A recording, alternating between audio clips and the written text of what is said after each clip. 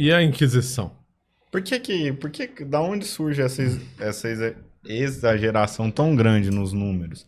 Ela tem um fundamento da questão da queima de boneco ou ela é algo totalmente arbitrário, chutado? É chutado, é chutado. Né? Quando a gente olha para algumas ideologias políticas hoje em dia, quando a gente olha para algumas ideologias dentro do campo da educação, a gente vê que as coisas não mudam, não tem nada muito diferente debaixo do sol. Né? Então, essa coisa de chutar números, de falar com autoridade, começar a citar os números dentro de um discurso onde o interlocutor não tem condições de checar no momento se aquilo é verdade, é uma tática antiquíssima. Né? Os protestantes já faziam isso em relação aos católicos, os iluministas começaram a fazer isso aí, e isso aí depois foi sendo abraçado pelos que vieram depois. Então, esses números em relação à Inquisição Católica, eles são chutados mesmo e propositalmente. Então, vamos pegar aqui um caso. E aqui eu gosto de citar esse historiador porque é um sujeito que quando morreu, ele estava se dizendo agnóstico, mas ele passou a vida inteira se dizendo ateu, que é o Jacques Le Goff. O Le Goff é um medievalista francês e tem lá os preconceitos dele. Quem leu Le Goff dá para ver ele que é altamente preconceituoso. É preconceituoso com a igreja e é sarcástico com a questão da fé. E é interessante, ele conhece a teologia católica, ele conhece o que a igreja ensina doutrinalmente a respeito de determinados assuntos, mas ele faz questão de ser sarcástico com isso. Né? Então, mas apesar disso, quando ele chega nos números da Inquisição, o próprio Le Goff ele vai dizer, os números que aparecem por aí, eles são assim inflados, assim, mas num nível a ponto de dar vergonha assim, de quem escreveu esse tipo de coisa, porque basta pegar as atas da Inquisição e analisar o número de processos que chegaram à execução. Porque o número de processos, realmente, ele foi alto. O número de processos. Mas o número de execuções, ele era baixíssimo. Por exemplo, na Itália, se a gente pegar a Itália, vamos considerar a Itália até ali o século XVIII. O número de execuções era mínimo. A Itália era um dos países que menos, onde a Inquisição menos levou as pessoas a uma condenação final. Agora, por exemplo, quando a gente olha para a Espanha já é outra história, um capítulo à parte. Por quê? Porque aí nós temos a questão da cultura do espanhol, nós temos a questão também da instrumentalização da Inquisição pelo Estado espanhol e uma confusão de poderes ali. Mas ainda assim, vamos considerar esses números todos juntos. Né? Tanto reis que interferiram arbitrariamente e condenações que a igreja fez mesmo. Juntando tudo isso, em 500 anos, dá uma média de mais ou menos 800 condenados. Mais ou menos. Né? Alguns historiadores jogam até para menos. Porque tem algumas condenações que existe a sentença, mas não existe a ata. Porque geralmente, junto com a sentença, colocava-se a ata da execução e como que foi e tal. E muitos desses condenados, ele tem a sentença, mas não tem a ata. Então, é um pouco duvidoso. Mas vamos considerar 800. 800 pessoas queimadas é o que Calvino queimou em um ano em Genebra. Calvino chegou a queimar 800 pessoas em um ano em Genebra durante a Reforma Protestante. Então houve também uma Inquisição Protestante. Ah, mas Rafael, então você está querendo justificar um erro com outro. Não, eu estou querendo comparar. Estou querendo comparar. Então vamos comparar os números. E se a gente pegar o tempo de Calvino em Genebra e o número de condenados vai ser maior do que a Inquisição Espanhola. Então, nós devemos colocar as coisas no seu devido lugar aí, né, quando vai falar de Inquisição. Então, a questão dos números, eu sempre recomendo, né, para quem quiser ter uma noção mais clara, um material que é vendido pela editora do Vaticano, a Libreria Editrice Vaticana, que é as atas do Simpósio Internacional sobre a Inquisição. Essas atas do Simpósio Internacional sobre a Inquisição foi um simpósio do ano 2000. João Paulo II ele fez um convite para professores universitários, medievalistas, pesquisadores, católicos e não católicos. Inclusive tem judeus, tem professores muçulmanos que publicaram artigos a respeito da Inquisição. E João Paulo II convidou todo mundo. para fazer uma análise. E nessa ocasião, os arquivos, né, que todo mundo fala, os arquivos secretos, que a igreja não abre, a igreja não mostra para ninguém. Olha, para vocês terem uma ideia, né, de como o arquivo é secreto, um dia eu conversando com um bispo nosso aqui brasileiro, ele me disse assim, olha, esse assunto que você está falando é muito interessante. Falou, um dia se você tiver como pesquisar e quiser uma carta, eu escrevo uma carta para você e você consegue ter acesso. Basta a carta de um bispo e você consegue ter acesso ao arquivo secreto que a igreja esconde há 7 anos. Não é tão complicado assim. Eu tenho um amigo em Campinas, professor universitário, e ele pesquisa música sacra. E ele precisava pesquisar uma série de partituras lá para a tese de doutorado dele. O bispo fez a carta, ele entrou no arquivo secreto, que ninguém mexe, então teve acesso a tudo, né? Teve acesso a tudo. E aí, no meio das coisas, né, ele queria estudar a música sacra brasileira, no meio das coisas ele achou a carta de Dom Manuel I comunicando ao Papa o descobrimento do Brasil. Olha como é secreto, né? Ninguém pode... né? Ele teve a oportunidade de mexer ali com o documento primário ali dentro do arquivo. Então, isso é um mito também. Essas atas do ano 2000, elas funcionam como? É uma série de artigos críticos a respeito da Inquisição. Lá tem os números. Tem os números a partir dos arquivos da igreja e tem os números comparados com arquivos civis também. E os números da Inquisição, eles são infinitamente menores do que aquilo que se diz. Né? Então, se os números fossem verdadeiros, né? Por exemplo, no Iluminismo, Voltaire, ele tem um escrito e ele tem uma conferência, né? Que depois alguém tomou nota e publicou isso aí. Tem uma conferência que ele fala isso. Né? Se para desacreditar a Igreja Católica nós precisarmos inflar os números, precisarmos inventar, que façamos. Né? É assim. O modus operandi dessa gente no Iluminismo, né, e é engraçado que esse pessoal é levado a sério. Né? Rousseau é a base de muitos cursos de pedagogia hoje em dia. Rousseau abandonou o próprio filho. Né? Ele deixou o próprio filho morrer de fome. Né? E aí o pessoal nas escolas, para educar as crianças, dão atenção para um sujeito desse. Voltaire é tido como o Papa, né, do Iluminismo, não? É o sujeito que tem a doutrina infalível. Voltaire ganhava dinheiro negociando escravos no Haiti. E é engraçado que esse pessoal que enche a boca para usar a filosofia de Voltaire hoje e que é a favor de todo tipo de pautas minoritárias e não sei o quê, pois é, você está citando um sujeito que ganhava dinheiro negociando escravos, né, que não tinha moral nenhuma, que foi um covarde. Ficou doente, caiu doente, falou mal da igreja, zombava da igreja, caiu doente, mandou chamar um padre. E ficou morrendo de medo que não desse tempo de o padre chegar. O padre chegou, ele se confessou e se arrependeu. Depois ele melhorou e começou a zombar de novo. E aí o que aconteceu? Pouco tempo depois ele cai doente, aí os amigos falaram, nós não vamos chamar padre, nem deixar padre nenhum vir, porque se você se confessar, vai ser um contra-testemunho para a nossa obra. Né, para o iluminismo, e deixaram Voltaire morrer sem os sacramentos e desesperado. Muito bem. Então, quer dizer, esses sujeitos que são levados em consideração. Então, essa questão dos números da Inquisição tem muita mentira, né, nisso.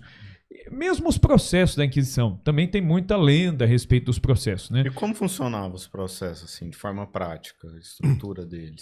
O processo, vamos pensar aqui, o Brasil teve Inquisição, por exemplo. O Santo Ofício veio aqui ao Brasil. E é muito interessante a ação do Santo Ofício. A primeira visitação do Santo Ofício, eles chegam na Bahia. E o primeiro condenado da Inquisição aqui do Brasil foi um padre que se acusou. Porque como que funcionava a Inquisição? Geralmente eram os dominicanos que desempenhavam esse papel de inquisidores.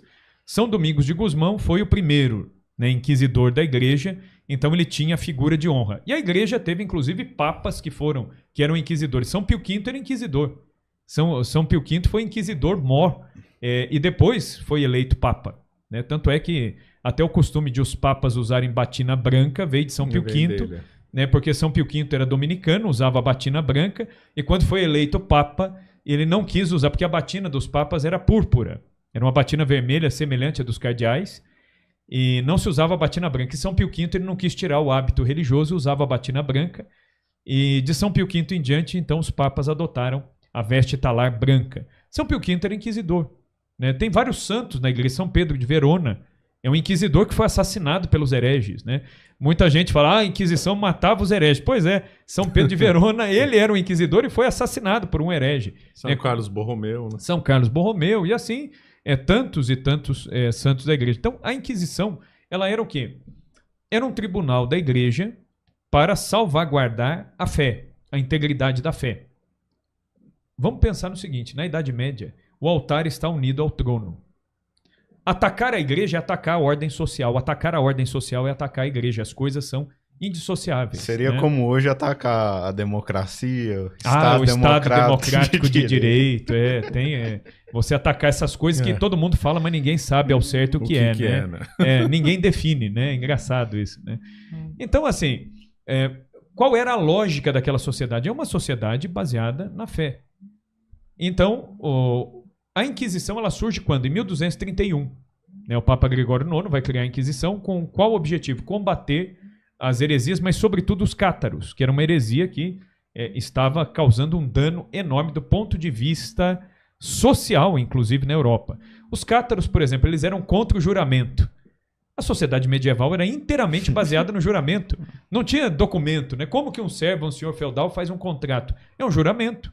O contrato de fidelidade é um juramento feito na igreja, na presença de um padre com testemunhas. É um juramento. A venda de um terreno é mediante juramento. Tudo era feito mediante juramento. Então, quer dizer, uma sociedade que funciona com base no juramento, de repente aparece um grupo herético dizendo não é pecado jurar. Aí acabou a ordem social vai ruir. Outra coisa, uma sociedade que entende que o matrimônio é importantíssimo, é a sociedade medieval, ela entendia, respeitava e incentivava o matrimônio, e o matrimônio era importantíssimo, é a base da sociedade. De repente aparecem os cátaros dizendo, não, gerar novas vidas, você está gerando pecadores. Então você está aumentando o pecado no mundo. O que os cátaros mais radicais faziam? Atacavam mulheres grávidas, abriam a barriga dessas mulheres, deixavam essas mulheres morrerem sangrando à míngua e arrancavam os bebês. Então, quer dizer, são assassinos, é um descontrole, é uma questão assim absurda, né, de se pensar. Então, é uma ameaça. Depois eles diziam que a igreja deveria ser espiritual, não se deveria ter templo. Imagina, a sociedade medieval totalmente, ela era baseada na fé da igreja, ela crescia no entorno das catedrais e igrejas paroquiais, e de repente eles vêm e dizem, não precisamos de relíquias, de imagens, de igrejas, nós vamos adorar em espírito e verdade. E, curiosamente, embora dissessem tudo isso, tinham práticas absurdas.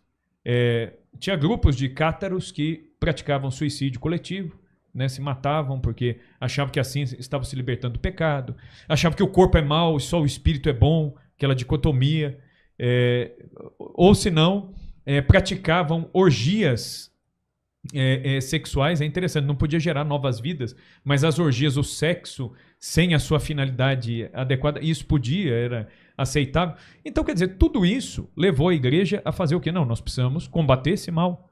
É um mal que ele é espiritual, mas ele é social também. Então, instituiu-se a Inquisição. Qual que era o escopo da Inquisição? Não é condenar herege, não é sair queimando gente. O escopo é o quê? Convocar os hereges, informá-los do erro, tentar convencê-los da verdade e trazê-los de volta para o seio da igreja. A Inquisição ela tinha sucesso quando ela conseguia essa conversão.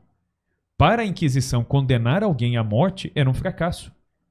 Então, muita gente pensa que a Inquisição ela tinha esse desejo. Não, vamos escarafunchar para matar, para queimar. Pelo contrário, o desejo da Inquisição era trazer as pessoas ao bom caminho. Essa era a ideia.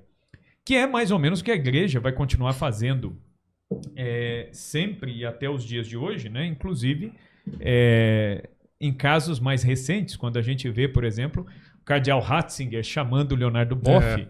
O que o cardeal Ratzinger fez? Chamou o Leonardo Boff até o dicastério lá, hoje é dicastério para a doutrina da fé, nos anos 80, informou a ele os erros contidos na sua obra Igreja, Carisma e Poder. Ele foi informado do erro, foi feita uma argumentação, foi imposto um silêncio obsequioso e foi dado um tempo para ele refletir e se retratar. O que aconteceu? Boff não se retratou, E ainda, eu vi isso recentemente num podcast, numa entrevista, ele zombando ainda do cardeal Ratzinger, né? Ele disse, depois que eu estive lá em Roma, entrevistaram o cardeal Ratzinger e falaram, e o caso do Leonardo Boff? E ele caçoando ainda do cardeal Ratzinger, dizendo que o cardeal disse na entrevista, não, o Frei Boff é um homem bom, ele vai pensar e ele vai se retratar, ele vai se corrigir.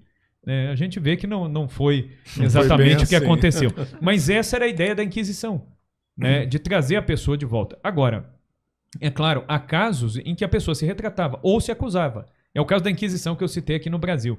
Quando o visitador apostólico chegava, ele fazia o quê? Ele pregava nas igrejas principais durante alguns dias.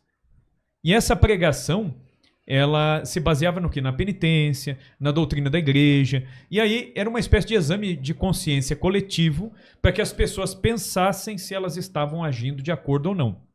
Feitas essas pregações, o que o inquisidor fazia? Ele dava um tempo, geralmente de 40 dias, para as pessoas se acusarem. Como é que chamava isso mesmo? Era o tempo da graça. É o tempo da graça. Tempo da graça. São 40 dias, né? Que eles davam 40 dias, e aí a pessoa podia vir e se acusar. E aqui no Brasil, em Salvador, é o primeiro caso de autoacusação aqui no Brasil. Um padre se apresentou. Era um padre já de quase 60 anos de idade. Ele se apresentou à Inquisição e ele disse, olha, eu ouvi a pregação do senhor e tudo mais, e eu sou sacerdote há muitos anos, eu estou aqui no Brasil já há um certo tempo, e eu tenho buscado prazeres ilícitos com meninos, com adolescentes e jovens, e eu pago esses meninos por esse serviço. Então vim me acusar. E aí o inquisidor fez o quê? Falou, então muito bem, então o senhor vai ter de fazer um exame de consciência, vai juntar esses e outros pecados, vai se confessar, eu vou lavrar um processo, e aí o senhor vai ser julgado. E ele aceitou, esse sacerdote ele aceitou como penitência mesmo.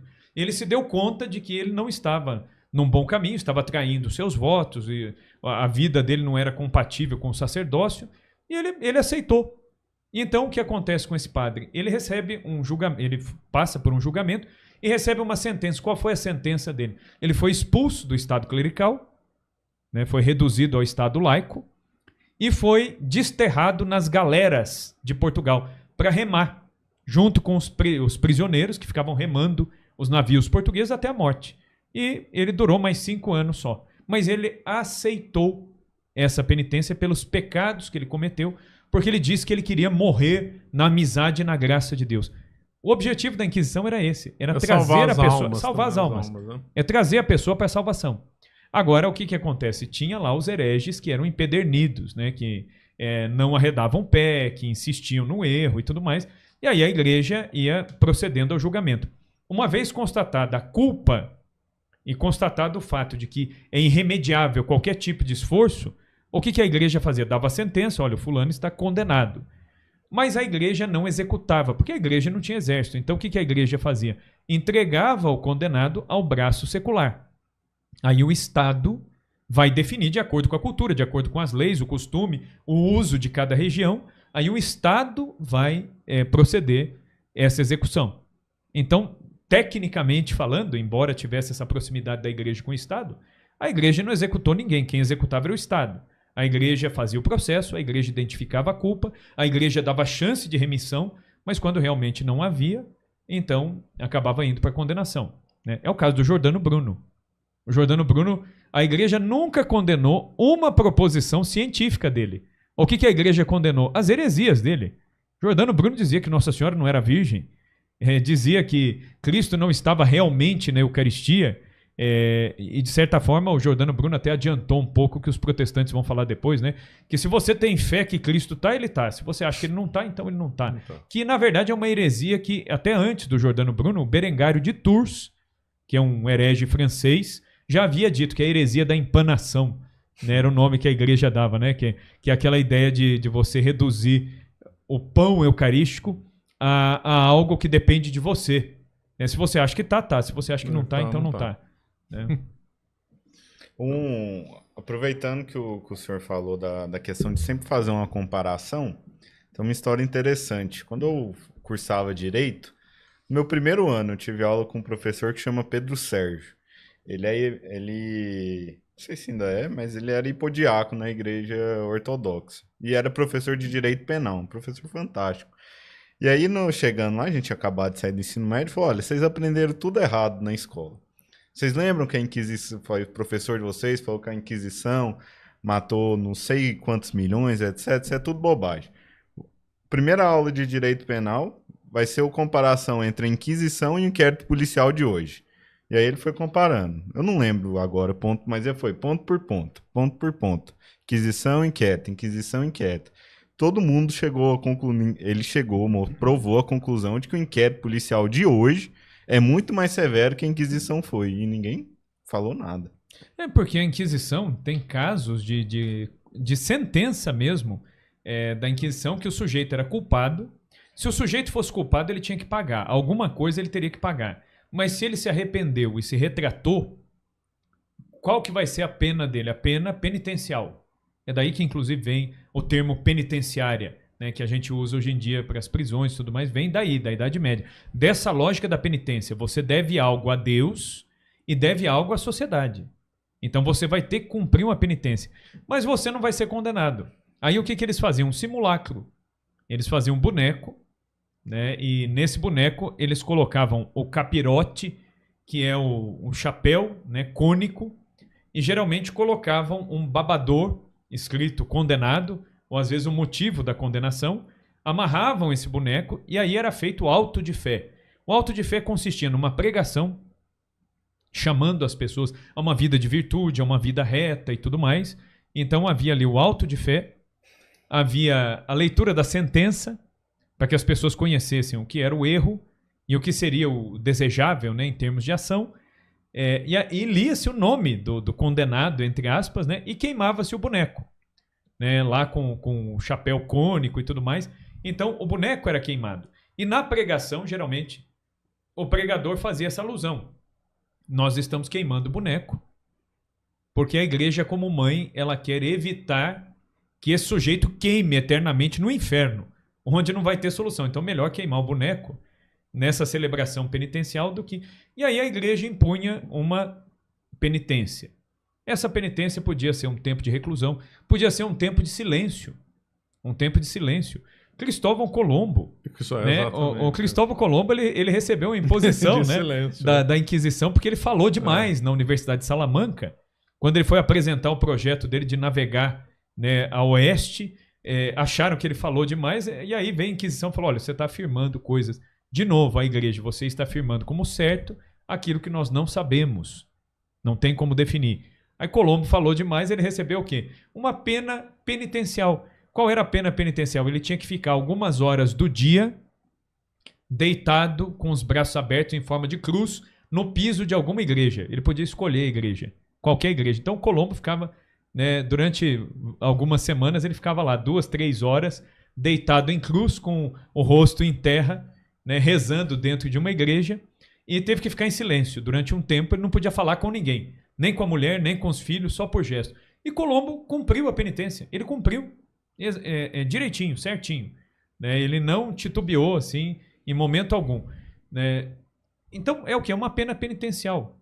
Existiam penas penitenciais que era do sujeito visitar um santuário a pé, amarrar correntes nos pés e andar durante a noite cantando salmos penitenciais pelas ruas da cidade, cobrir a cabeça e sair com uma disciplina, né, que é um chicotinho de cordas, batendo nas costas como uma norma, né, uma penitência, né, pública pelo pecado cometido. Nós temos um resquício disso da Idade Média, muito vivo ainda hoje, na Espanha, nas procissões de Semana Santa na Espanha, né, Sevilha, Málaga. Em Portugal tem um pouco menos, né, mas ainda tem. Mas na Espanha isso é muito vivo. As vestes das Irmandades são vestes penitenciais que remontam à Idade Média. Eles ainda usam, né, aqueles capirotes, aqueles chapéus cônicos, que aí você não vê o rosto do penitente, ele vai descalço, ele carrega os andores descalços, machucando o pé. É um resquício do que a Inquisição fazia. Então, quer dizer, é uma penitência. É uma penitência. Não tem a ver com tortura, etc. e tal. Agora, muita gente vai falar, mas o Tribunal da Inquisição admitia tortura. Admitia. Isso é uma verdade, admitia. Mas quantos tribunais na Europa admitiam tortura? Todos. Né? Todos admitiam. Então, era uma questão cultural. Então, não adianta a gente, hoje em dia, querer fazer um anacronismo de julgar a Idade Média com a mentalidade que a gente tem hoje. Esse é um absurdo assim, primário no campo da história, e a gente vê gente que publica, que escreve livro de história e faz isso, fica enxergando machismo, fica enxergando racismo. Gente, vamos lá. Né? Vamos olhar qual é o contexto, quais eram as informações que aquelas pessoas tinham. Não se pode julgar com a mentalidade de 2025 um sujeito que viveu 800 anos atrás. Não tem cabimento isso aí, né? Fora que era uma realidade muito mais dura. Então, obviamente, convém que as penas fossem mais duras.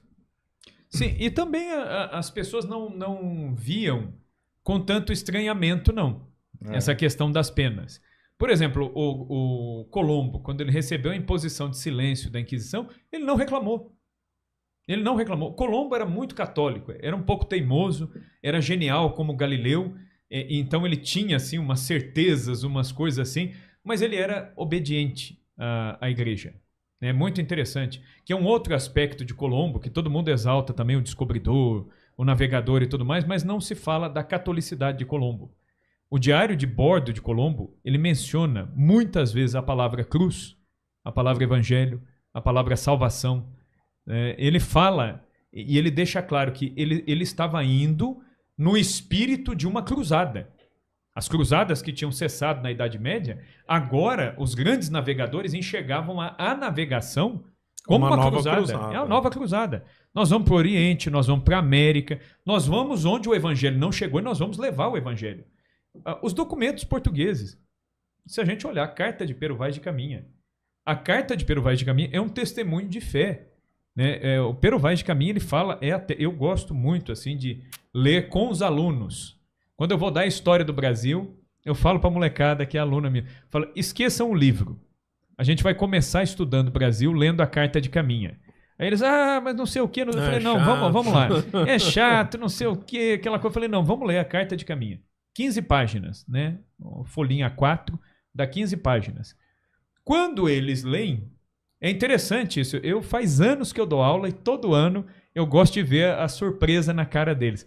Eles ficam perguntando, mas é verdade isso aqui mesmo? Eu falo, é um documento primário, meu querido. É um documento primário, é um testemunho da primeira hora. Porque eles já vêm das séries anteriores com preconceito. Português veio aqui para roubar ouro, tirou tudo que era nosso, exterminou os índios. E de repente ele vê a carta de Pero Vaz de Caminha. E ele vai ver o Pero Vaz de Caminha falando para Dom Manuel, né, a respeito dos indígenas. Eles nos pareceram bons, são bonitos e de bons rostos. Se Vossa Majestade quiser fazer algum bem a essa gente, faça vir muitos padres para que os batize, porque eles parecem muito abertos à nossa fé. Olha a preocupação do Caminha, né, dizendo ao rei, manda vir padres. E ele fala que essa é a maior riqueza da terra. Ele fala que a maior riqueza da terra era o povo. Então, por aí se vê, né, como que essas histórias são todas construídas, são sobrepostas. Né?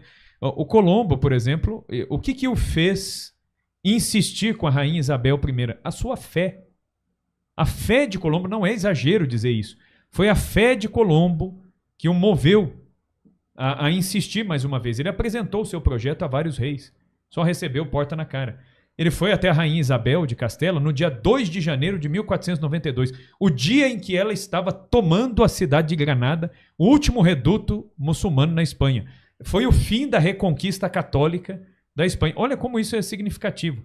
Né? A reconquista católica começou lá no século VII, na Península Ibérica, e a rainha Isabel concluiu essa reconquista no dia 2 de janeiro de 1492. No mesmo dia, chega Colombo para falar com ela e ela não demonstra assim muito interesse. E Colombo, então, voltando a Sevilha, ele entra na Catedral de Sevilha e ele se depara com a imagem grande de Nossa Senhora, aquelas imagens espanholas de roca, né, com cabelo, com os tecidos, né, até com brincos, né, eles colocam lá na Espanha até brincos, colares, anéis, né? E Colombo viu, olhando para aquela imagem de Nossa Senhora, ele viu que ela não tinha coroa. Olha que interessante a fé dele, né? Uma fé pura, assim, quase infantil. E ele chega diante da imagem de Nossa Senhora e ele diz assim: eu já cansei de bater a porta dos reis da terra. Então agora eu vou bater a porta da senhora, que é a rainha dos céus. Se a senhora me conseguir a graça de que a rainha Isabel me ouça uma segunda vez e patrocine esse meu empreendimento, eu prometo 2 coisas. Levar o evangelho às pessoas a quem nós encontrarmos, e eu prometo que o primeiro quinhão de ouro que eu encontrar, eu vou mandar fazer uma coroa para colocar na cabeça dessa sua imagem aqui que não tem coroa. Eu costumo brincar que Nossa Senhora não ia perder uma dessas, né? Que aí Nossa Senhora realmente deu a ele a graça, né, de ser recebido novamente. A rainha Isabel patrocina a vinda dele. E olha que curioso, que dia Colombo chega no continente americano? Dia 12 de outubro de 1492. É o dia de Nossa Senhora do Pilar, a padroeira da Espanha. É dia de Nossa Senhora Aparecida também, que é a nossa padroeira do Brasil. Mas é dia de Nossa Senhora do Pilar. No dia da padroeira da Espanha, a Espanha chega até aqui, né? E de fato Colombo acha ouro e manda fazer a coroa e manda colocar, né, na cabeça de Nossa Senhora lá em Sevilha. Então, são coisas assim que... mas isso é acessório. Não, não é acessório. A fé dos portugueses não é uma coisa acessória. A fé dos espanhóis não é uma coisa acessória.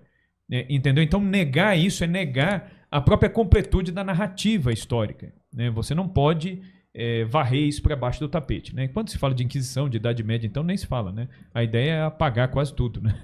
Fala só lembrando antes, professor, que a gente está com um livro para você que quer aprender sobre a Inquisição na campanha. Aproveite, 40% de desconto no combo da Idade Média. O link está na descrição. Você acaba de assistir um corte do Caravelas Podcast. Na tela está aparecendo o episódio completo e outro corte. Muito obrigado pela atenção.